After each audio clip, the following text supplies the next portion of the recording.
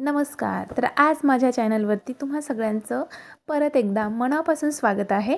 तर आज आपण बनवणार आहात जे काही उरलेलं भात असतं घरामध्ये, तर ते थोडंसं असतं आणि अजून थोडासा आपल्याला लावायचा असतो.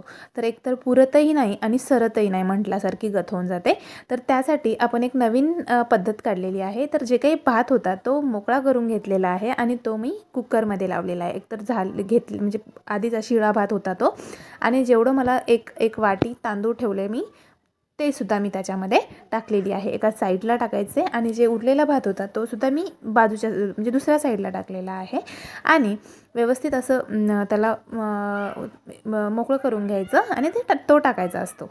नंतर मी त्यावरती व्यवस्थित ठेवून त्यावरती पाणी टाकलेलं आहे. स्वच्छ धुवून मी पाणी टाकलेलं आहे आणि चवीपुरतं मी मीठ टाकलेली आहे.